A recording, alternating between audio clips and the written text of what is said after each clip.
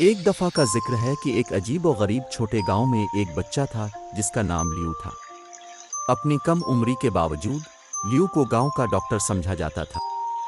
उसने एक छोटा सा सफ़ेद कोट पहना हुआ था जो उसके लिए थोड़ा बड़ा था और एक स्टेथोस्कोप जो ज़मीन पर घसीटता था। वो गांव की गलियों में घूमता रहता, हर किसी की मदद करने के लिए तैयार। लियू के कुछ अजीब व गरीब साथी थे। तीन खुश मिजाज चूजे, एक चंचल बंदर जिसका नाम मैक्स था और एक नर्म मिजाज घोड़ा जिसका नाम बेला था। चूजे हर जगह लियू के पीछे चलते, खुशी से चायपकियां लेते हुए। मैक्स जो हमेशा मुतजस्सिस रहता, दरख्तों की शाखों पर झूलता और लियू की डॉक्टर वाली आवाज की नकल करता जिससे सबको हंसी आती। एक धूप वाले सुबह लियू ने गांव के चौक से एक शोर सुना। अपने दोस्तों के साथ भागते हुए वहां पहुंचा तो देखा कि एक छोटी लड़की रो रही है। उसका प्यारा कच्ची शैली उल्टा हो गया था और उसे सीधा नहीं कर पा रहा था। परेशान मत हो, लियू ने पुरएतमाद लहजे में कहा, कच्ची के पास झुककर। चूजे हौसला अफजाई से चायपकियां लेने लगे जबकि मैक्स उछलते हुए लड़की को खुश करने की कोशिश कर रहा था। मैं डॉक्टर हूं और मुझे मालूम है कि क्या करना है, एहतियात से लियू ने शैली को आहिस्तगी से सीधा किया। लड़की के चेहरे पर खुशी की चमक आ गई। शुक्रिया लियू, इसने कहा अपने कच्ची को मजबूती से गले लगाते हुए।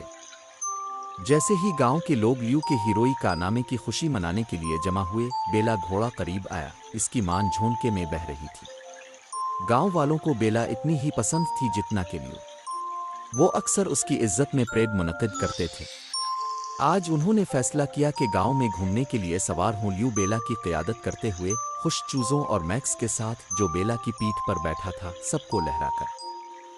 परेड एक खुशगवार मंजर था, हंसी और मौसीकी हवा में गूंज रही थी। लियू ने हाथ लहराकर सबको खुश आमदीद कहा, अपने दोस्तों और छोटी सी मुहिम पर फख्र महसूस किया। लेकिन तफरीह अभी खत्म नहीं हुई थी। परेड के बाद गांव वालों ने दरिया के किनारे एक पिकनिक का इनेकाद किया। उन्होंने रंगीन चादरें बिछाईं और हर किसी ने मज़ेदार खाना लाया। लियू के दोस्तों ने इसकी मदद की। मैक्स चालाकी से पकड़कर कुछ अंगूर चोरी कर रहा था। चूजे चादर के नीचे गिरते हुए टुकड़ों को जमा करते रहे। जब सूरज गुरूब होने लगा तो गांव में सुनहरी रोशनी बिखरने लगी। लियू ने अपने दोस्तों के गिर्द नजर दौड़ाई। इसने महसूस किया कि डॉक्टर होना सिर्फ मसाइल हल करने के बारे में नहीं है, बल्कि ये दूसरों के लिए खुशी और दोस्ती लाने के बारे में भी है।